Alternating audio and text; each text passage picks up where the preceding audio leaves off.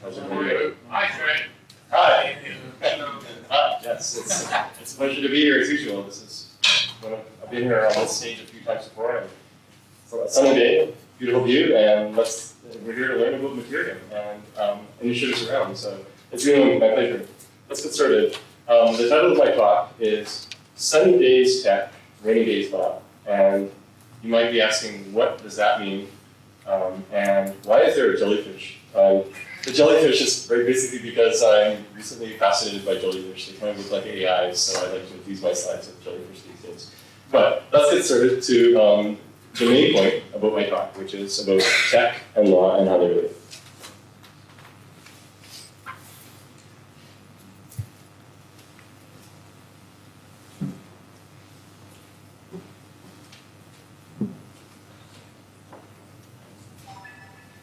All right, so recent past and near future, more jellyfish.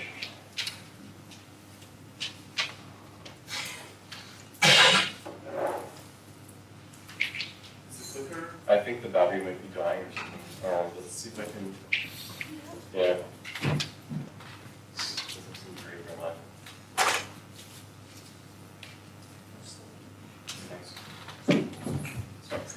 Yeah, so while we're waiting, I'll just talk to my slides, talk to my talk. And so basically, if you look at the last several decades and several centuries, but in the last several decades, we've seen the info tech revolution, right? We've seen the internet be created from the rise of the ARPANET, the US military, but then Ben Cerf and Bob Kahn invented the internet to basically connect these networks that were talking to each other. They created this network of networks, that is TCP/IP, that is the internet. And that was the baseline foundation infrastructure from which, on top, we built the World Wide Web, right? A couple decades later. And the World Wide Web itself is 25 years old, right? One researcher in CERN, Tim Berners-Lee, came up with the idea, hacked it together in the space of a year, basically, a year and a half, and now that has fundamentally transformed society. And these are just a couple examples of evolutions towards this substrate for civilization. So we basically have I don't think it's working, by the way. Hello? I can't go backwards. Okay, it's super unreliable. Well, let's keep going. So we have the shared planetary network, right? That is the internet. And that is public utility for the planet. On top, this shared planetary document, that is the World Wide Web, right? It's kind of cool. You can frame it as one big document, right? Hypertext linked to all this. But that was just the start. What we're seeing now is some new innovations that build on top of this as new public infrastructure for the planet. We have a shared planetary e-gold, or currency, depending how you want to frame it. That is Bitcoin, right? It's been with us basically 10 years already, and it's sparked a new evolution or revolution.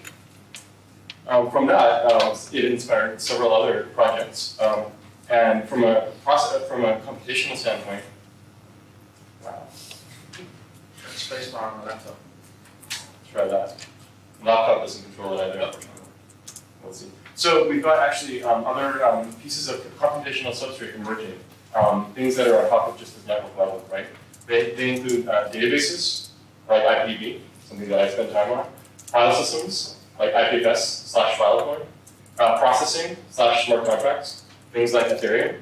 And more recently, another initiative I'm working on, which is shared planetary data towards a global data commons. And this is a project called Ocean that I'm spending time on as well. Try the spacebar. Awesome. I have a reliable mechanism. Cool. So now, once again, that's infrastructure, right? But this is actually going to be leading to pretty big ramifications for society. One of them, for example, is a lot of the institutions we have right now are large organizations. Worth $100 billion, $500 billion more, being called enterprises. They are like this, they are very large, hierarchically organized, simply because the cost of communication makes it worth it to be like that. This is the enterprise. However, enterprises are beholden to shareholders.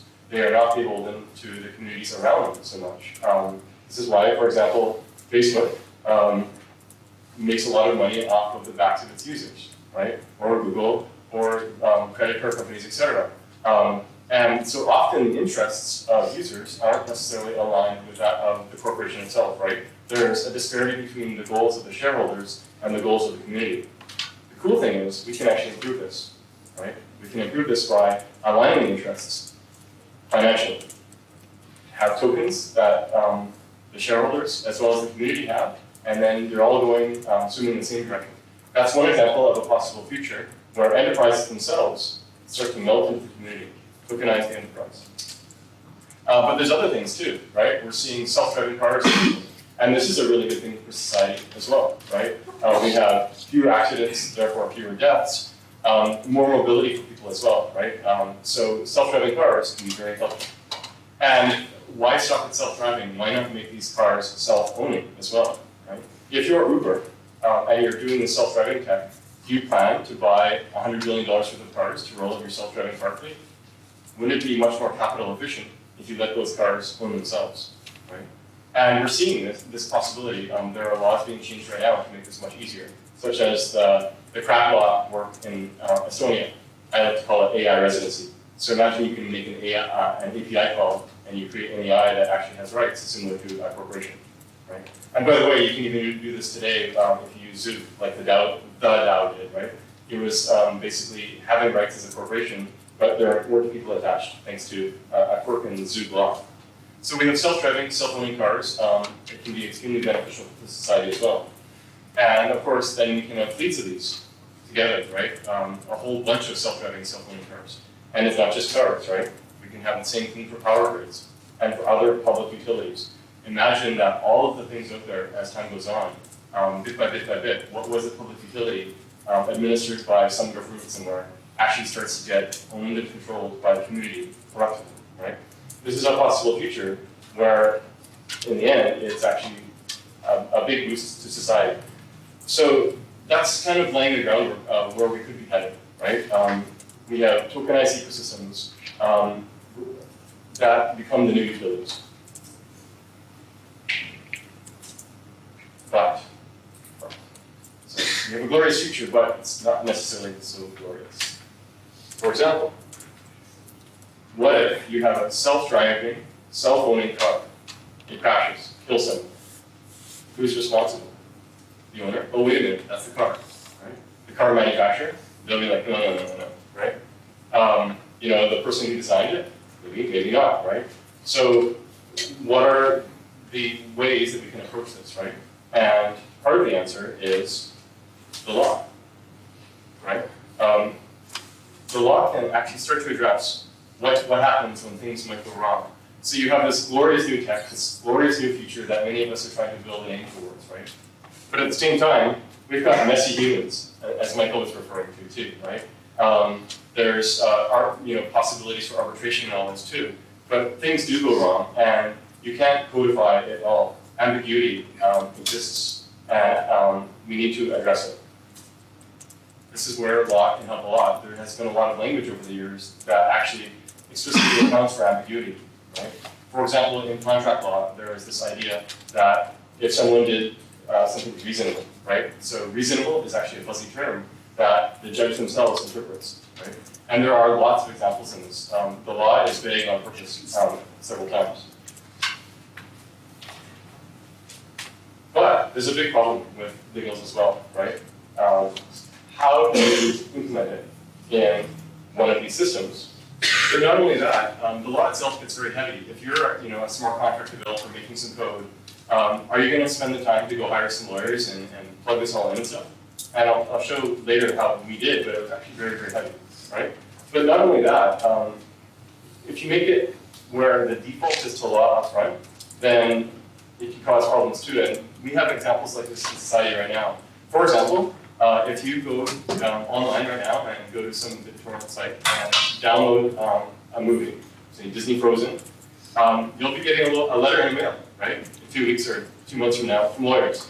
So it's actually insanely easy to trigger an avalanche of lawyers at your doorstep, right? And that's really a problem. And if you think about it, it's kind of unreasonable.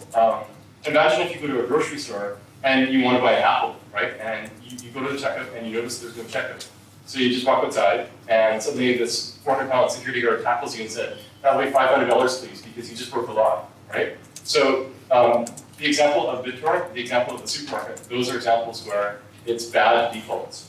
right? So the supermarket thing sounds unreasonable, and it is, but this is exactly what we have on the internet today, right? We have default that default directly to the law, and it causes trouble with sort of the usability of what we're trying to do. But the challenge is that it's hard to incorporate legals in tech. And so what I'm going to do now is talk about a couple examples where the legals in the tech are incorporated, leveraging things like smart contracts. And done well, I think this is where we can have a glorious future if you want, that reconciles the messy humans that we are. So, the overall principle is sunny days, rainy days law. This is what, if you were designing a tokenized ecosystem, or even just a simple decentralized ecosystem, this is the frame that I've realized makes a lot of sense. What does this mean? It means that you want to constrain and bias to good behavior by default using tech, right? You can use user experience design. You can use incentives in crypto. You can use AI, right? But the overall thing you want to do is the default behavior gets addressed by technology. But then, when things get messy, that's when you have recourse to legals, right? So rather than one BitTorrent download away getting this avalanche of lawyers, it's actually difficult to accidentally trigger that avalanche of lawyers, and instead you're compensating the creator up front, and so on. So if you actually have good defaults, this will make a big difference. I'm going to give a couple examples shortly, but this is really the core principle that I want you guys to take away today. Sunny days tech, rainy days law. So I'll start with an example from, well, overall I will give 2 examples from 2 of my projects. Ascribe, which is where I started on this blockchain journey almost 5 years ago, and more recently I'll talk about Ocean. So Ascribe is decentralized technology. It's not tokenized, it's decentralized. And the problem that we arrived at was, well, if you are a creator of digital art, it's really, really hard to make a living. Why? Because collectors of digital art don't really know how to collect it. For example, how do I own an animated GIF? Right? Now it turns out that there actually are legals, right? Of course, it's copyright law. But the art world, the gallery world, doesn't know how to administer them. Or if they do, they have to spend $5,000, $10,000 for a legal contract for that, right? So what we set out to do in Ascribe was saying, imagine if you could own digital art the way that you own Bitcoin. That was the fundamental idea. Which means you own a piece of digital art if you have the private key to it. It's backed by legals, of course, and that's the key. But the first cut, the sunny day tech side, is actually the blockchain side. So we built Ascribe, we rolled it out in production in early 2015. It's used by more than 15,000 people, including many of the top digital artists in the world. We've had the National Museum of Singapore collect digital art on it, Mattereum, which is an institution holder in Canada, and others. So we're very proud of what we built with Ascribe. It doesn't have 100,000 or a million users. It was never designed for that. It was always designed for professional digital artists working with galleries. So what is Ascribe? Here's an example of, well, if this was animated, there would be this L system, AI, making some cool designs. It's not, so instead we just see some of the poem, but this is a work by Harm van den Norkel, a well-known Dutch digital artist. He's presented at Biennial in Venice and otherwise. So Harm is a big user of the system. We work with him closely. And how Harm uses Ascribe, he goes online to ascribe.io, he signed up with username, password. UX can be easy. And then he simply drags and drops the file where it says drag file here, right? And then he types in his name as the artist, the name of the title, and the year he created that work. And then he specifies the number of limited editions he wants. In this case, in the art world, it's very key to have limited editions because then you have this idea of scarcity. Just like we have scarcity of Bitcoins, you can have scarcity of pieces of digital art. And the scarcity actually comes down to licensing. You can make all the copies you want. It comes down to what rights you have to use that work in different places, such as resale. So here's the sunny day tech, right? A simple UX to claim your copyright, to register your work. In this case, Harm van den Norkel's L system work. And then once it's registered, he can do other things like transfer it to others. And when he's transferring an addition to someone else, he's actually bequeathing some of those rights from himself to the next person so that they can resell, and then they can resell.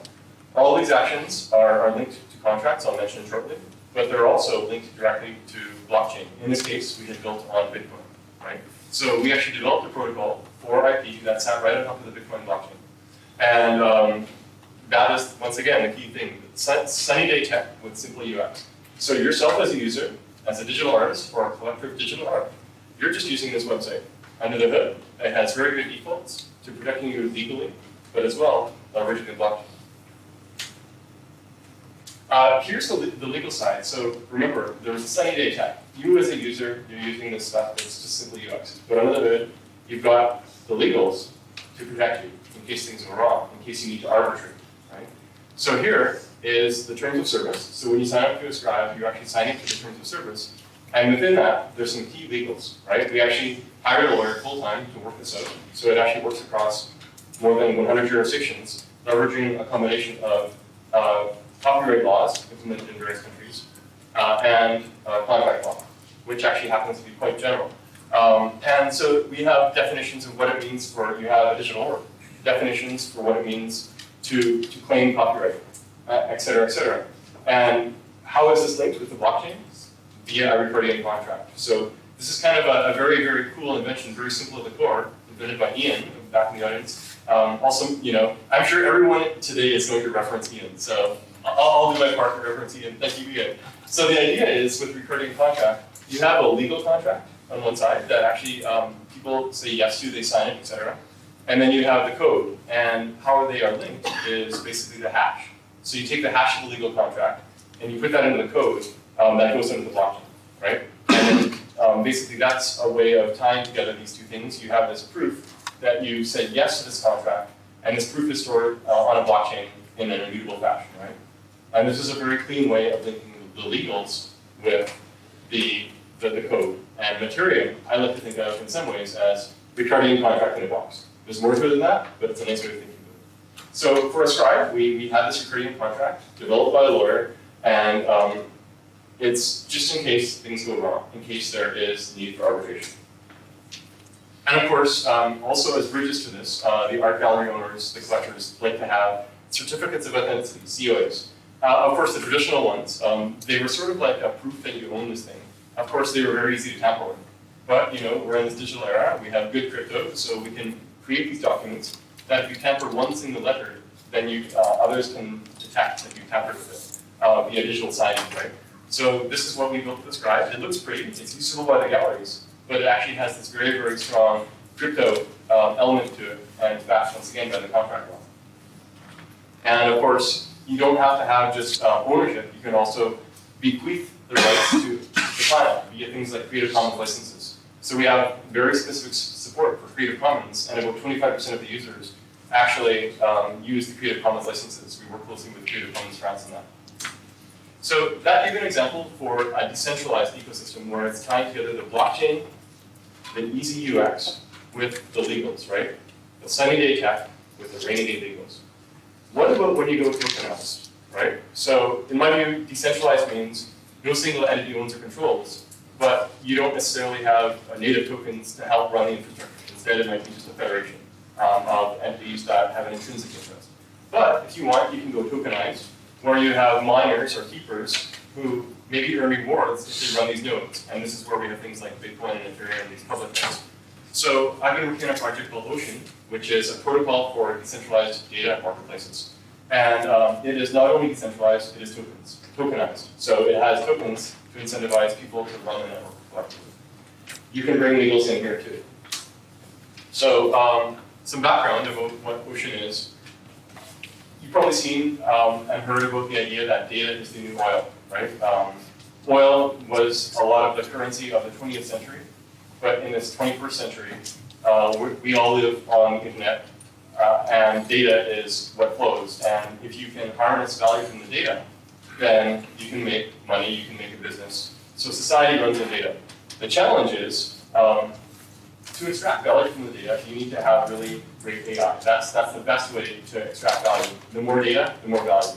There's only a handful of companies in the world that actually have deep access to the data and deep access to AI expertise to make this happen. They have become some of the most valuable companies on the planet. Google, Facebook, Amazon, etc. Right? And so the summary is, like they're incentivized to get these massive data silos, control them for themselves as data moves. From that, they data mine with AI to get more accurate models. From that, they sell more ads or sell more product. And then it's a loop. It's a data network effect. Right? So this is what's happening right now. If you think about it though, society itself, if it's running on data, yet we have a few very large organizations that treat data as the new mode, then that is actually a risk to society and democracy itself. So what can we do about that? We can pool the data, make it much more accessible to the world at large. Now, of course, that's all very kumbaya sounding, but how do we make it where there's a business behind this, where enterprises who have a lot of data, or AI startups who need the data actually want to participate? What you do is you connect the enterprises that have lots of data, but most of them don't have a lot of AI expertise, with the AI startups who they have AI expertise. You connect them via data marketplaces. And well, so basically there's supposed to be 8 green boxes there that say data marketplace. So you have a whole bunch of data marketplaces, not just one, but 8, 8,000, 100,000. Just sort of like we have Sabre for airline, we want to have a Sabre for data. Sabre is a database for airline flights, where you can go on to one of many websites, Kayak or Trivago or whatever, and buy flights. And all of Kayak and Trivago, all of these, they all tie into the same underlying database. It's a combination of Sabre and Amadeus, actually. Imagine if we have the same thing for data itself, right? This is actually what we're trying to do with Ocean. And of course, you as a user or owner of the data, you maintain control of that data. So the idea is to pool the data in a financially proper way, so that everyone can have equal access to the data, equal opportunity. That's what Ocean is. It's a protocol to unlock data for AI via decentralized data exchange. We've been working with Toyota on one first cut example. It's a self-driving car data. So this is actually a very cool world problem, right? What Toyota and other automakers have realized is they have the AI algorithms already, they're pretty good. But their accuracy is where it's one crash in 10,000 miles, right? But that's not accurate enough, right? Because then you still have lots and lots of people dying. You need to have one crash in a billion. You need to get way past the accuracy that humans have. How do you do it? You can try to have fancier algorithms, but it's actually hard. It takes years and years and years to get there, and people are trying. But what you can do instead is have simply orders of magnitude more data. But what Toyota has found, and others, is it's too expensive for them to gather this on their own. So what if they could collectively join their data, they could pool their data, and collectively build better AIs for driving their cars? This is actually a win for humanity, because you have better self-driving cars, you can roll it out, and then basically fewer accidents than that. So it's basically built a prototype for that with Toyota. Then that has led to Ocean, and this is really kind of the core slide with Ocean. So Ocean itself, this is a stack of the core software. Think of it like a Bitcoin miner, right? Or a keeper node, as we like to say. There are a bunch of blocks inside for basically the sunny day tech, right? This is the crypto incentives. And there's one core block that is the rainy day blocks, right? So on the sunny days tech, there's basically things like, well, I'll start from the bottom, the user registry. This is a tokenized registry. And I really liked when Michael talked about the clubs in shipping, where they have these organizations that collectively staked their value and arbitrated together. It turns out that in the world of blockchain, something has emerged as a building block that is incredibly useful. The ad chain folks have created something called the tokenized registry. It's a list of whitelisted actors, where these whitelisted actors collectively staked with each other, and they will only let others in if they see that those are good actors, right? So you can use this to prevent civil attacks, etc. But it's sort of incentives to act well without needing the law yet. Just like these clubs that Michael described, there's incentives to act well without resorting to the law yet, right? On top of that, you also want to have good incentives around good data. So we have a curation market, and more above, so a few blocks. But then at the very top, you want to follow a protocol that links to the law, right? And the protocol that we use is something called Koala IP, which I'll talk about shortly. But at the core of it, it links to the legals. So overall, Ocean has very strong incentives leveraging crypto and crypto incentives tokens to act well as actors, to have good data, etc. But at the very, very top, as the last recourse, you actually have the legals. So to give you a feel, one of the building blocks is tokenized write permissions. So in order to write for this, you need to be able to access with keys and so on. We have a building block that we've developed within BigChain called RBAC, Role-Based Access Control. I won't go into details, but it's an example of a building block leveraging crypto and the right usage of keys to make it possible to write data. We have other protocols for reading. I talked about these tokenized actors registries, right? This is a really important building block for crypto. It's a whitelist of good actors. They're incentivized to grow the list, but only maintaining the high quality actors, right? So in this case, basically someone can propose to join, and then the existing whitelisted folks, if any of them don't like the idea of this new actor joining, they can stake against them. There's a 28-day arbitration period. People can vote against this, and at the end, if the person gets in, then they don't lose their stake. And the challenger loses their stake, but if they do get in, the opposite basically. So it's a very nice mechanism for basically growing a whitelist. It's one of these clubs. You can call it a curation club if you want, just like it should be. So that was the sunny day tech side of Ocean, but there's the rainy day law, and this comes down to Koala IP. So Koala IP actually, we developed with about 10 other organizations in the blockchain space based on pain we felt in Ascribe. In Ascribe, we saw that we developed legals around claiming copyright and transferring some rights. But people started to say, what about multiple owners, fractional ownership? What about transferring rights to just one jurisdiction, et cetera, et cetera? And we realized there was a whole rabbit hole there, right? And of challenges and complexities. So we looked around and we said, what has been done elsewhere, right? It turns out that there's been a lot of great work done in IP for protocols for IP over the years. For example, DDEX for music, plus for photography. And that's all been generalized into something called LCC, which actually was developed partly here at Digital Catapult. LCC is a very nice protocol, but wasn't blockchain ready. So we used LCC and some other crypto building blocks and designed a protocol called Koala IP. So Koala IP basically is a protocol for blockchain technology. Anytime you want to claim copyright and bequeath some rights to others. And it actually handles dispute resolution. It's all basically a claims machine. So, and it's independent of blockchains, et cetera, which blockchain you have. So I talked about some of the pieces, building blocks here. All right, so some of the pieces, I talked about the LCC framework, which has some of its roots in Copyright Hub.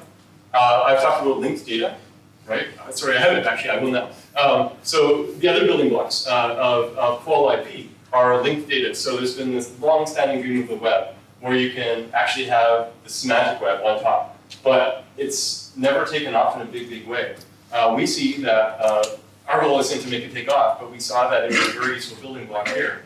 So you start with JSON, which is basically a way of specifying a data structure for modern web protocols, and then you can add this linked data angle that allows you to have one object linking to another, linking to another. So this artist created this work, et cetera, et cetera. And then you can have claims on that too, right? You can say, I see that this artist claims to create this work. I claim that they're wrong, right? And all of those can be digitally signed, right? So you can have claims on claims on claims, right? Claims all the way down, right? And that's actually incredibly valuable when it comes to the rainy day legal side, right? When you have a dispute, you want to see what claims were made, when, and where. Koala IP lays it out very specifically. Koala IP protocol is designed that you can turn these things into direct contracts. And we see this already, DDEX Plus. These actually, specifications have software that directly plants into templated contracts. So you have a contract, you've got some parameters in that contract, you can automatically fill those parameters, basically using software. So this is off-the-shelf things. There are several companies using Koala IP now, and we're pretty excited. There's also IPLD and Interledger. Those help interoperability on a blockchain level. So, yeah, there's details. This is an example of creation where you're claiming copyright. So you have, for example, the name of the work. You point to the creation itself. You have the digital work and the fingerprints. And the fingerprint is kind of a key thing because this points to that it is being digitally signed. So there's a claim being made, and it's being digitally signed. This is an example of this protocol. It's very simple. It's interesting. Most of the protocols being rolled out today, they're attached to a token, right? But they don't need to be. I mean, TCP/IP, the protocols around that don't have tokens. Nor does the web, right? So you can still create protocols today that don't have tokens, and Qual IP is a wonderful example of that. So, we have these new decentralized and/or tokenized ecosystems emerging, right? And they have a lot of promise to change society, right? Everything from the near-term goals of simply like a database for the planet, processing some straight for the planet, but going beyond, right? Where we can have swarms of self-driving cars to increase mobility for all humans. But there's a challenge, right? And the challenge is we as humans are messy, right? We crash into each other and we have disputes and so on. So how do we handle that, right? Software is good at handling the very precise things, but what about the messy stuff, right? And so how we see things is a simple rule of thumb. Use technology for the sunny days and have legal recourse for the rainy days, right? So use technology to bias to good behavior, right? Good UX, incentives with crypto. Crypto constrains itself. Even AI is biasing, right? And then legal recourse is needed. So make sure that when you're deploying these decentralized or tokenized ecosystems, that they link to the recording contracts, that they have the well-specified ways of handling this so that in the end, when you do have the messy disputes, the legal framework is there. This is where Mattereum comes in very nicely. You get this recording contract in a box, and we're very excited with that because we see we won't have to build those pieces as we go forward. They'll just plug in. And I will wrap up with that. Thank you.